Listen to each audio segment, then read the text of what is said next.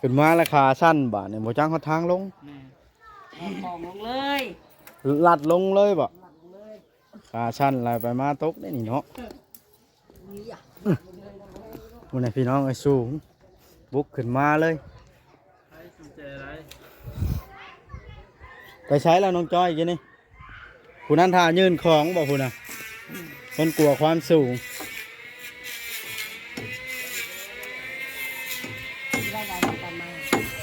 โอ้โหคนอยู่ล่างฮะมือตันใหม่เที่ยวลงไปจ้ะแม่ทำให้ตีนมีตลาดเลยดิเข้ากันเนาะแล้วก็ถือว่าเป็นเติมได้หนึ่งสังเกตแบบนี้ได้นะมีสิแพ็คต้องพักแม่มุงสิแพ็คอันแผ่นน้อยๆนั้นนะมันนักได้น่ะเนาะเคยมีคือไงใส่แว่นช่ำจอดเล็กเฮ้ย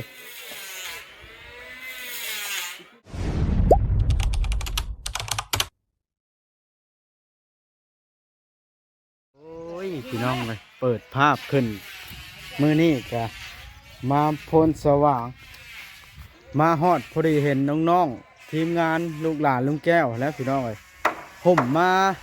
เฮ็ดประตูคงพี่น้องเลยป๊อดตัวตั้งขยันอลีน้องๆคนมีครบวัดสุคนพี่น้องเลยนั่นเด้ทักทายเพิ่นก่อนสบายดีน้องๆป๊อดตัวเอ้าน้องจ้อยใส่ส่งขายาวผู้เดียวนี่เนาะว้าแต่น้องดาวเป็นไรขึ้นดำขึ้นกูมือนี่จากแดดโอ้เห็ดเวียกนักเนาะชุดล่อดิฮะ เป็นได้คือได้ข้าววานเสียวเมียบ่ฮะคือว่าผู้สาวท้องบ่ใครบอกเฮ้ยหยอกใครบอกเป็นร้อนโตเนาะมันโตก็เราต้องใช้แล้วเนาะต้องใช้แล้วคนห้อนโตเนาะโอ้พักกันมาเฮ็ดกันน้องจ้อยน้องสายหล่าถ้วยทองแล้วก็น้องดาวน้องหน่วยทองน้องสายหล่าน้องจ้อยพี่น้องเลยเป็นไผเป็นนายช่างบ้านนี่ไผเป็นนายช่างบ้านนี่เป็นนายตัวเองเลยออกงานได้จนเฮ็ดอันโอ้เพิ่นไปใส่เดี๋ยวนี้โอ้เพิ่นเฮ็ดบุญใหญ่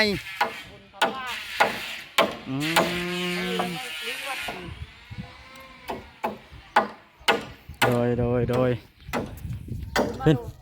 เป็นได้อันนี้น้องชายล่ะงบเพิ่นเฮ็ดเพียงพอเบิดหรือบ่อันนี้ยังบ่บ่ค่อยจะขึ้นไปเบิ่งกันสิบ่ตกเฉพาะอันนี้น้องจ้อยฮะห้ามเอาค่อยแน่ห้ามยังอุ้มค่อยขึ้นนี่นะเมื่อคืนเบิ่งน้องๆเพิ่นก็บ่ได้พบพ่อน้องๆเพิ่นแต่โดนแล้วได้พี่น้องเอ้ยเพราะว่าบ่ได้อันนั้นเอ้าไปทักทายหลวงพ่อกันแล้วจะมาทายเอ้าเสียงดังแทบบ้านนะเลยนมัสการหลวงพ่อเลยฟ้าตัวได้ลายเติบแล้วเนาะได้ลายเติบได้ดังเทเข่ามันจะค้นจะหาช่างมาเนี่ยช่างมันช่างสี่ห้าคนอยู่ไหนอยู่หันซี่บ่5 คน4 คนนี่อยู่หันคือซี่แล้วซะอยู่นี่2 เป็น 6เป็น7ถึงอันนายเพิ่นนายช่างแก้วนะบ่นายช่างแก้วช่างแก้วนะบ่เป็นนายช่างแก้วนายช่างเพิ่นเสียงจักดังเนาะจักดังเลยเพิ่นต้องพบโดยเป็นได้สารงบนี่เพียงพอเบิดล่ะยังบ่เพียงพอจะได้แหละยังค่าช่างก็40,000พุ่นค่าช่าง40,000พุ่นแบบล่างตีนคืออยู่นะคันว่าให้เฮือนกี่แล้วนี่ไล่ทั้งมวลนั่นพอดี3 แสนกว่าบาทพุ่นแหละถึงมุงถึงยังถึงอันชื่อปูนชื่อยังมาเทเด้บ่ได้ง่ายนะ3 แสนกว่าบาทพุ่นแหละ3 แสน5 แสนนิดพุ่นแหละละตอนนี้นะเปิดรับแค่บริจาคอยู่บ่แม่นแหละเปิดแค่บริจาคอยู่เดี๋ยวนี้ ใครมีจิตใจซากะมาซอยแหน่มาซอยเรือแหน่วัดพลสว่างที่บุญเฮืองเมืองนครแขวงสวรรณเขต โดยเอาใครอยากมีส่วนร่วมเนาะ นั่นแหละ หลังคาใหญ่กับโครงคางยังหลายเนาะแพดานแพดิน ให้ดอกให้ดานด้วยชี้แสนกว่าบาทเลยชี้แสนห้าแสนมุกเลย อันนั้นน่ะน้องๆน้องดาวน้องจ้อยน้องหัวทองเป็นมาซอยลุงแก้วเนาะ นั่นแหละมาซอยลงแก้วนะ เบิ่งไปเบิ่งน้องคนก่อนเด้อ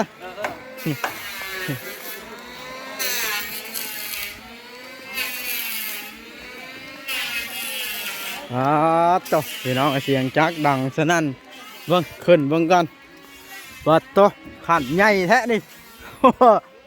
สิบ่ตกสิบ่บัดนี้เพิ่นไปทักทายทั้งน้องดาวเพิ่นบ่ได้เห็นแต่โดนแล้ว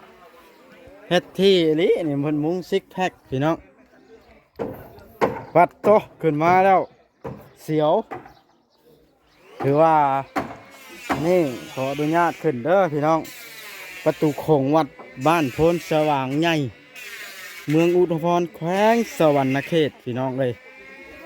หลวงพ่อสีทนอยู่นี่เป็นเจ้าอาวาสน็อตยังไม่ได้หันเดี๋ยวนี้สงสัยลืมเอากระแจมาหันนั่นนี่ หมดพี่บ่นี่ ฮอดที่เลยก็ต่อ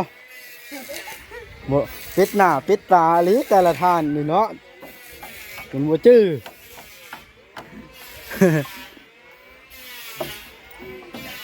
น้องดาวไปเฮ็ดหยังของมือในจังหวัดตากแดด บ่ได้เฮ็ดหยังเฮ็ดเวียกนี่แหละนี่ เปิดหมวกมาแน่สิทายเอาฮูบนี่โอ้ยังหล่อเราอยู่พี่น้องเอ้ยบ่ได้เปลี่ยนแปลง เรียนไผว่าคนดำเพิ่นรักเปลี่ยนไป เพื่อนบอก เพิ่นก็รักข้าวเพิ่นอบกิน อันนี้มาเฮ็ดซอยพ่อหรือว่าจังใดอันนี้ แม่น มาคู่มือบ่ โอ้ย โอ้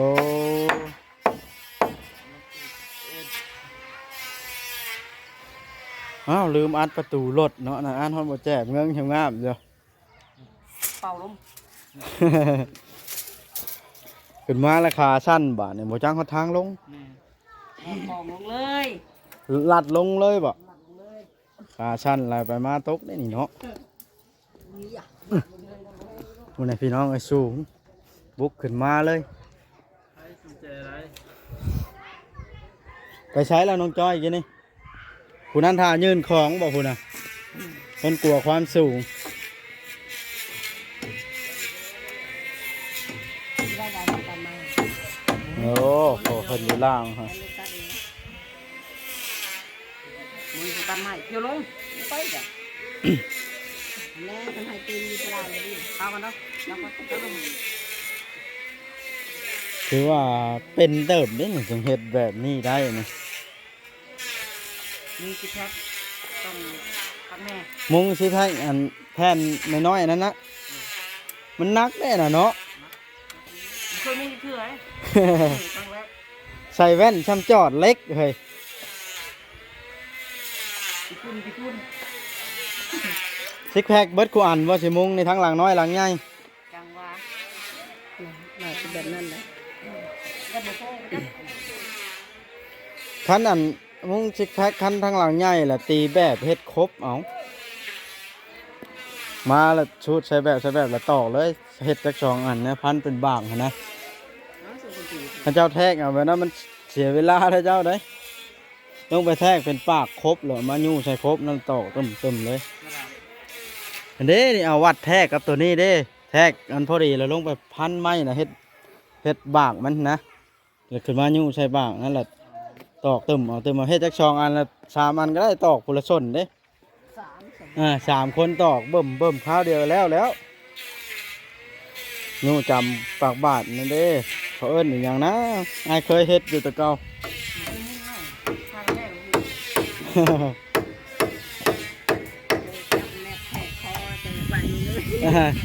มันไม่เห็นโยแทกกับมันหึงเห็นกว่าหนนะคันเฮาเฮ็ดนั่นนี่เฮาแทกใส่พอดีเนาะครบตัวนี้เฮาก็เอาปากบาดมันซ้ำกันนี่ก็ซ้ำสิตอกบาดนี่ค ข่อยโดดลงได้บ่ดิ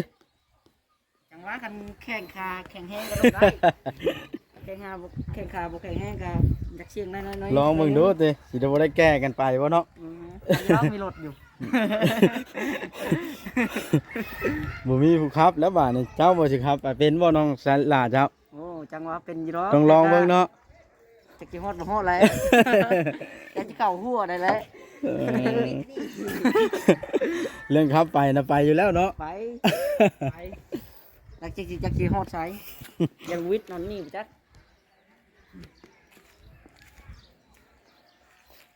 ไปได้ฉลองอันเขาดาวได้น้องจ้อยไอ้แบน่ะอยู่ไส เนาะสิมาอันเป็นลูกน้องนะสิมาขูดคนให้ ยิ้มเว้าบัดสิออกอันน้ำดอกเย้ น้ำยังน้ำยัง น้ำยังก็ออกแล้วเนาะน้องจ้อย น้องจ้อยยิ้มสิเข้าดาวอยู่ใช้ปีนี่ แหมมีเฮือนนั่นนะบ่มีบ่ได้ไปดอกรวมแล้วก็รวมอยู่ในวัดเลยน่ะมันนั่งเต็มอยู่ในวัด อ่ะเบิ่งสต็อปวันสิลงกันบ่ได้แล้วแบบนี้ ตัวลืมแทกตัวหูจักเลยแทกเลย ลงมาฮอดกันล่างแล้วพี่น้องเอ้ยขาสั้นขึ้นไปก็ได้นี่แหละวัดประตูคงถ้าเกิดว่าเอ้าฟื้นกับชาวแตงอ่อนสบายดีว่าจะได้ผู้สาวลายแท้เต็มรถอันนี้ เอาไปโชว์ขายเครื่องกันเลยใช่ พวกเพื่อนมาตู้ชำร้านเหรอ เอาแม่ยังไป ตัวได้ผู้สาวไป เอาแม่ยังไปมัน เท่าไรนี่ฮะกระดองเท่าไรแต่ละท่านหน่อย 50 ล้านพวกต่อไปใช้เจ้านะฮะตั้งมาส่งเพิ่นนี่โอ้ฮะเฮ้ยเขากินอยู่ใช้เบียร์ อยู่เฮิร์น เงินในสายเฮาแห้งอึดแห้งเดี๋ยวนี้นะบ่ได้ถึกเลขเลยตัวใดมาในมือสุดท้ายรอบตัดเชือกได้มื้อนี่ บ่ฮู้เลย บ่ได้มาซอยเพิ่นบ่เด้หลวงพ่อสิ อาจารย์ กระเช้าจ้างมันแบบว่าบ่ได้เฮ็ดรวมบ้านเนาะแบบว่าคันพัดกันมื้อนี้เอาหน่วยหนึงมื้อนี้เอาหน่วยหนึงมันปัจจุบันมีผู้ช้างเนาะโอ้เอาโอเคเพื่อเฮาก็สิได้ไปเวียกแล้ว บัดแล้วมื้อแรงจังว่ากันเขาดาวอยู่ใช่มื้อนี้ กินอยู่เฮิร์นเราเคย โดยอ่าง านเล่นที่มาอีบ่ มาแล้วมาหำเอาเมีย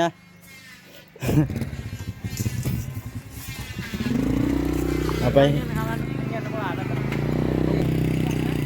น้องดาวพี่น้องเอามาเฮ็ดวัดน้องจ้อยเฮ็ดชำนกเข้าเบิ่งท่าอย่างฮู้น้องจ้อยกัน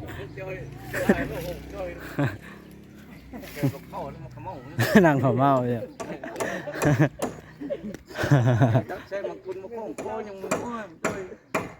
เป็นแบบนั้นเนาะหลวงพ่อคุมงานเองเลยบ่นี่ แม่นละ ปอดโตให้เอารถ เห็ดบุกข้าวก็ให้เลยกินให้บุกจ้อยนี่เลยมาคุมของโค ชวนเพิ่นไปเข้าดาวอยู่หยอกเพิ่นไปเข้าดาวเอาแบ่ได้ป่ะเพิ่นเลี้ยงแบ่หลายเพิ่นยังหัวเฉยๆ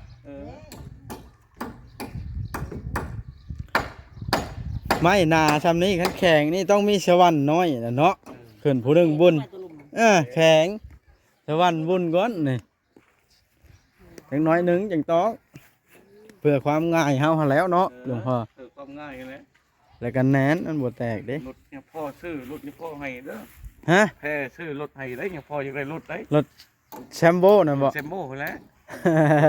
แค่เครื่องแค่คลองไป วัดนั้นวัดนี้ วัด เนาะ นั่นวัดนี่ไปลงกับปองกับปู อันนี้ก็ พอแพ้ แล้ว ชื่อท่านผมได้ แล้วแต่ FC เพิ่นเนาะ แต่ชี้เพิ่นได้เพิ่นสิปูดที่ท่านกี่เพิ่นซอยเรือเนี่ยพ่อกี่ โดย ประจำวัน แนวนั้นล่ะหลวงพ่อไอ้ถ้าเกิดว่ามีท่านใดอยาก